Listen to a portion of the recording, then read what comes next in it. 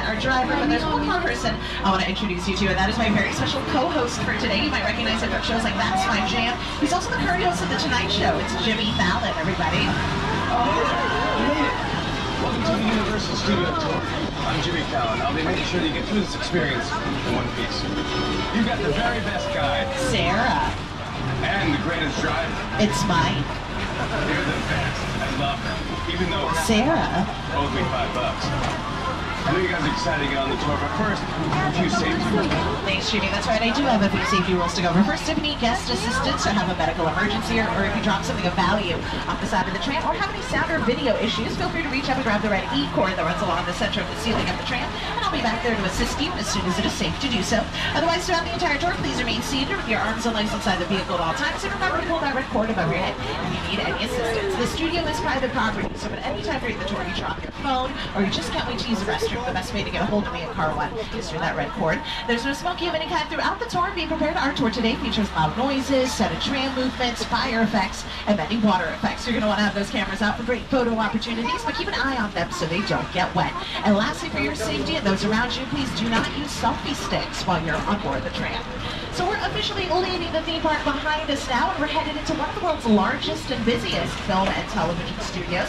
Now, as we make our way down the Universal timeline, take a look on our right-hand side. You're going to notice some movie posters. Now, these movie posters represent just a few of the thousands of movies we've made here over the years. Universal Studios is in its second century of filmmaking, so we've been making movies here for over 100 years, if you can believe it. And it all started with a man named Carl Laemmle. So Carl Laemmle is our founder. There he is up on your screens. He's the fellow with the bow tie. When he first opened up Universal, his big dream was to create an entire city dedicated to the movie-making process. Well, his dream has become a reality. Universal Studios is its own city. We're Universal City. We have our own zip code. We have our own fire department. Take a look on our right-hand side. You're going to see our fire station. Now, this isn't a set. This is a real working fire station that services Universal City. Now, one thing our city is missing, though, is a population. Most cities have people that live in their city, but we don't. We actually have sound stages in set, and inside of these sound stages are where we filmed some of the most iconic movies in cinema history. Take a look.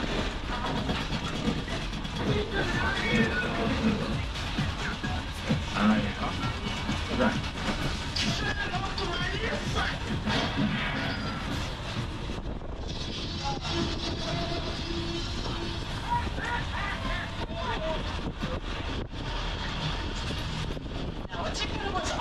Movie moments were filmed in the same location, and that's Soundstage 12. It's coming up on the left-hand side. Soundstage 12 is not only the largest soundstage on our lot, but it's also the oldest. It was built back in 1929 for a film called Broadway. But take a look up at your screens. This is what a soundstage looks like once all the set's been cleared out. It kind of looks like a giant empty warehouse. That's essentially what these soundstages are, except they're about 98% soundproof. The walls of a soundstage are about 3 to 4 times thicker than your average building, which is a good thing because some of the soundstages that we house in our front lot are mere steps away from our theme park. Coming up on our right-hand side, you're going to see the back of Super Nintendo World, the newest addition to Universal Studios Hollywood. And just across the way on our left, these are the sound stages that they've been using for the show Bel Air, the Fresh Prince of Bel Air reboot, currently streaming on Peacock. But look how close the buildings are to each other. And here to tell us a little bit more about the show Bel Air are its stars, Jabari Banks and Ali Sholatan. As you put egg on the cheese, cheese on the eggs, on the cheese, it's right. Whoa, sissy here. No, stop you live. Probably fit the whole belly. Praise the Lord! I'm in the shower! It's like that. It's like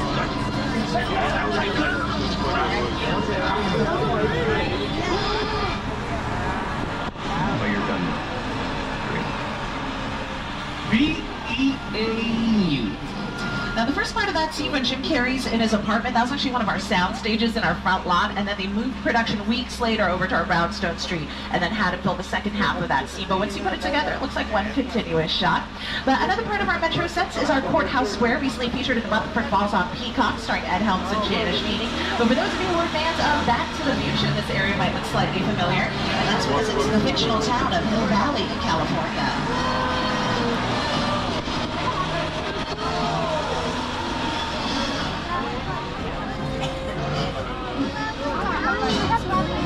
Now, I know what a lot of you are thinking. You're looking at your screens and you're looking at that building going, wait a minute, that doesn't look exactly like the clock tower from Back to the Future. And that's because it became so iconic and recognizable that filmmakers built that red brick facade all around it just so that future projects, this area didn't look so much like the town from the Back to the Future franchise. But the original columns of the clock tower are just behind the brick facade. In fact, the doors are kind of open today. Try to get a peek in between those open doors. You may even get a glimpse of the original gray columns that you're seeing up on your screens. Now, what is a facade? A facade is just the front and the sides of a building. A lot of the structures that you're seeing on our tour today are exactly that. Now, I know the buildings look like they're made out of brick and stone and cement, but they're actually made out of materials like fiberglass, plywood, plaster, and even plastic. But let's say you need a big city scene, not just a small town square. Well, we have our very own Newport Street, but I'm going to hand things over to my co-host Jimmy for a little bit. After all, he's more familiar with the Big Apple than I am, because that's where he films The Tonight Show. Hey everyone, welcome to New York. I got my start right here in New York on Saturday Night Live. This is actually my old neighborhood. What's going on over there? An old woman. Wait, this is my favorite hot dog guy. Hey buddy, how's it going? Remember me? No. Just like old times. Gotta love New York. Hey, it's cool guys. I was just, just walking there. So it's not exactly New York, but a lot of times when you see New York in the movies, it was shot right here on the Universal Metro sets. If you can make it here, you can make it anywhere. Even if you make it here on the Universal lot. Speaking of making it, anytime American Ninja Warrior has their qualifying episodes in Los Angeles, they'll build the obstacle course up and down this street.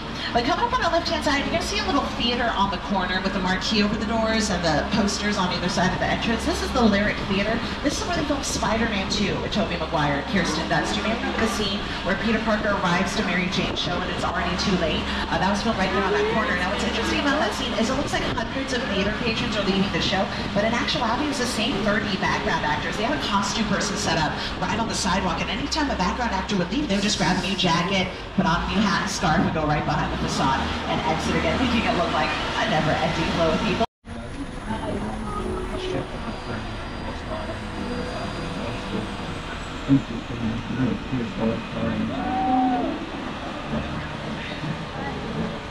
I was thrilled that University invited me back to SONE-XAIO, and it was great to have you along for the ride.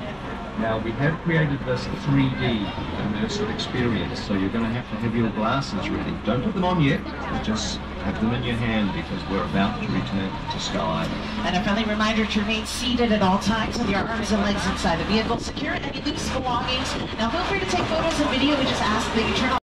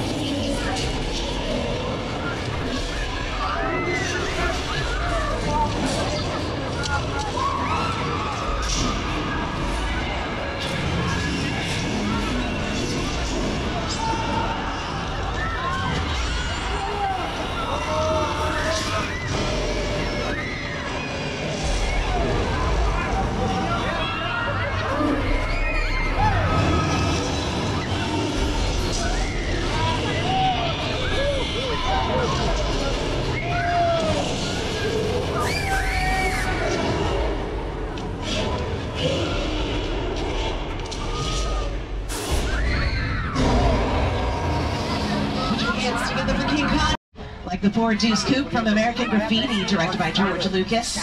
And there's Tom Selleck's Ferrari from Magnum P.I. We have Bumblebee from Michael Bay's Transformers, as well as some of the futuristic vehicles from Back to the Future. Now, from futuristic vehicles to some prehistoric ones, you're also going to see some of the cars from the Flintstones. Now, these Flintstones vehicles are just modified golf carts with fiberglass shells on top, so they can actually go up to 45 miles per hour. We have the Ford Anglia from Harry Potter and the Chamber of Secrets. They built 17.5 versions of that car for the film. And for all you Jurassic World fans, have those cameras ready. We're going to see the gyrosphere for the first two movies. For those of you who have seen the films, you're probably wondering what happened to the glass. Well, there wasn't any glass to begin with. Filmmakers used CGI to create that in post-production, and that's just because anytime you put glass in front of the camera, you're going to catch the reflection of the camera, which is why they used visual effects instead.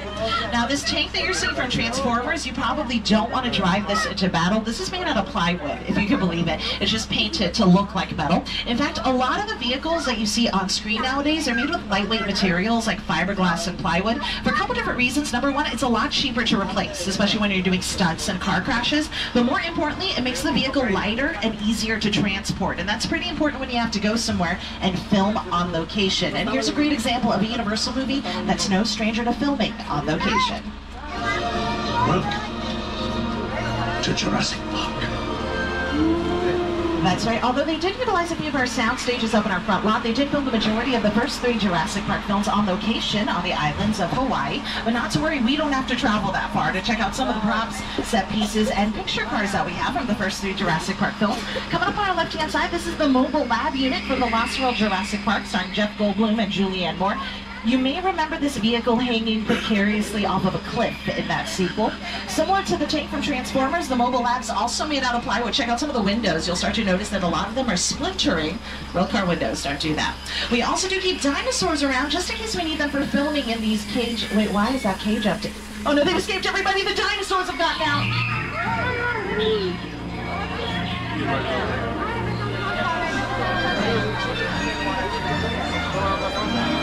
Oh boy, there's a huge dinosaur up ahead on our left-hand side. Carly, you may want a duck. Duck? Please, that's a statue. It doesn't do anything. No, she's actually one of the rarest dinosaurs we have. She's what we call a Haplosaurus. Now, an important element of all the Jurassic Park films is weather. It always seems like it's raining on the island of Isla Nublar, like in this scene from The Lost World, featuring that mobile.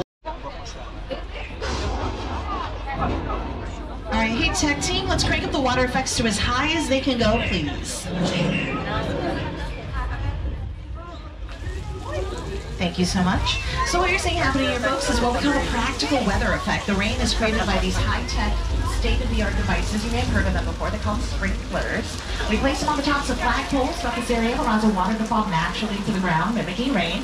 Now, this thunder that you're hearing all around us, what we call a pre-recording or a sound effect. It's just playing off of the speakers that we put into the buildings. And the lightning you're seeing flash occasionally, that's just a strobe light that we've installed on the tops of the roof. Now you may notice that our raindrops are a little bit bigger than normal, and that's because we make them larger so they appear better on camera. Do you ever watch a sporting event and they're saying it's raining on the football field and you can't see the rain? That's because the raindrops aren't as big as ours. But usually when it rains this much, we get a flash flood like in this scene from Big Fat Liar, starring Frankie Muniz, Amanda Bynes, and Paul Giamatti. You take a look. There they are running across the bridge. You can't outrun the wall, kid! And what they got that? Well, it doesn't sound awesome.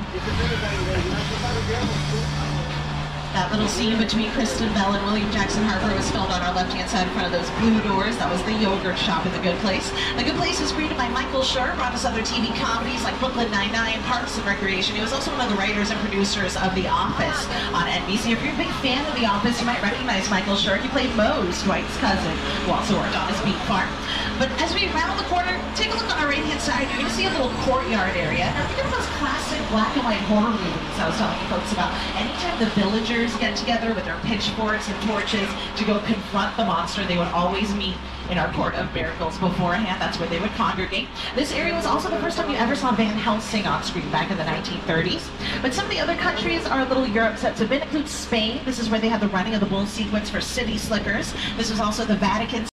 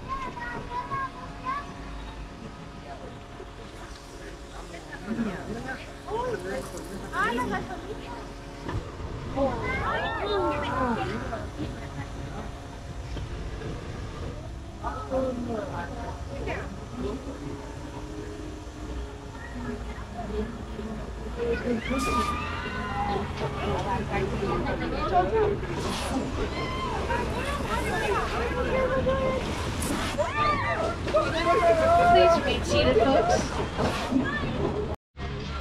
The set for notes.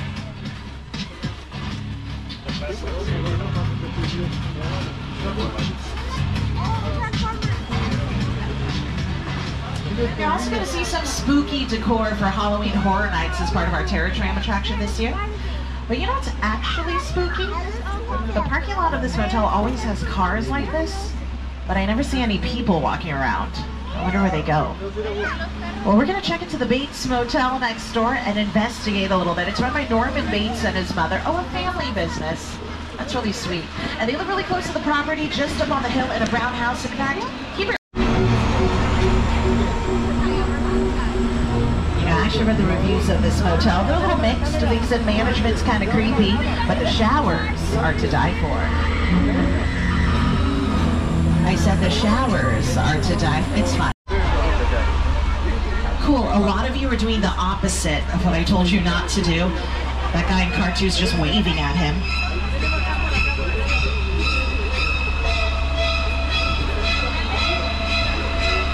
Oh, he has a knife. That's not good. Let's get out of here, Mike. Well, from two of the most iconic sets in Hollywood to one of the most elaborate sets ever constructed, welcome to the spectacular crash site from Steven Spielberg's War of the Worlds, starring Tom Cruise and Dakota Fanning. This plane on our left-hand side is completely real. That is a real 747 they had destroyed just for this movie. It cost the production about $60,000. Not too bad for an entire airplane, but that's probably because it's an older model of an aircraft. In fact, grown-ups, take a look at some of the armrests as we drive on by. What do you start to notice? There's ashtrays. Kids, fun history lesson. Used to be able to smoke on airplanes. True story. Now, it may have cost Paramount $60,000 to purchase, but they did get charged about $250,000 just to get it here on flatbed trucks. So that's where they get you folks, shipping and handling fees. But let's watch this crash site in action from this scene in War of the Worlds. The airplane crash site set is a perfect example of a set that is all designed around the vision that Steven had.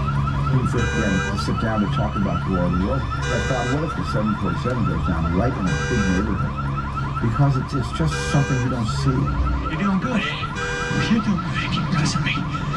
Listen, listen, I want you to close your eyes, okay? Okay. Okay, I'm closed. Okay.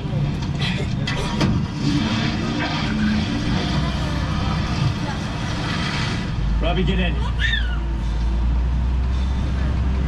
Get in.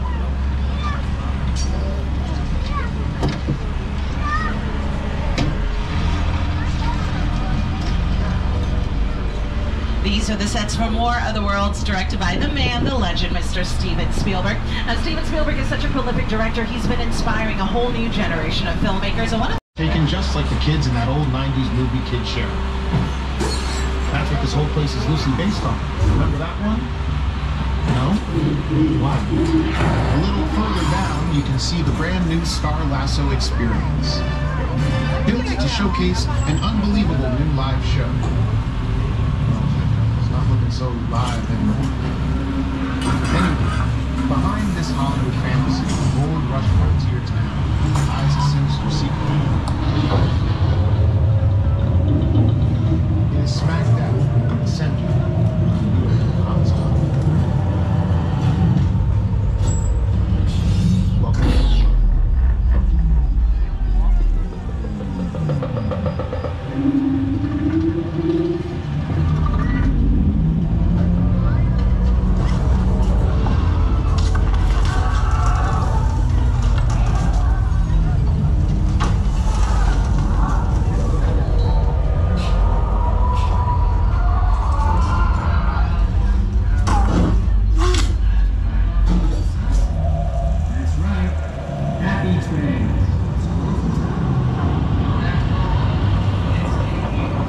So these are the actual sets for the movie. They filmed out in the Santa Clarita Valley, but once filming was done, brought the sets over to our lot for us to enjoy here at the studio tour. But as we exit these sets, I'm so sorry about this, folks. The security office is calling us right now for some reason. If they're calling the tram, it's usually an emergency, so hang tight for just a moment while I take the call. This is... And I'm the reason you just lost control of this whole operation. My name is Special Agent Luke Hobbs of the U.S. Diplomatic Security Service. And as of 16.9 seconds ago, I'm the man in charge. Wait, what? Two things, sweet chicks. One, there's a high-value witness from the Federal Protection Program aboard your vehicle. And two, an international crime syndicate by Owen Shaw is holding in on his vehicle to take that witness out. Charles is the witness as they come. They'll stop at nothing to eliminate his target. Every living soul on this vehicle is in serious danger. Danger. Other than that, enjoy the ride. Can you circle back to the danger part? I feel like that. Hello, sir? Sir? Great. I lost the transmission. Well, we all heard what my new boyfriend said. There's a witness aboard this tram, so we're going to have to hide it in Sullivan's truck repair. This is a known street racer hangout, so a reminder to remain seated, arms and legs inside the vehicle, secure any loose belongings, and do me a favor, turn off the flash on your devices. No flash photography. We cannot afford to stick out. In fact, try to keep a low profile, and above all else, make sure to blend in. My first car is doing a good job.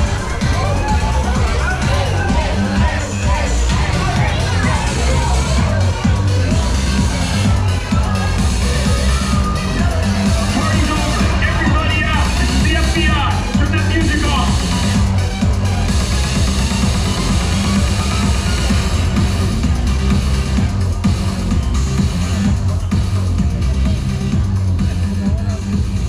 This is what we doing. This is the race day after party, and where the other?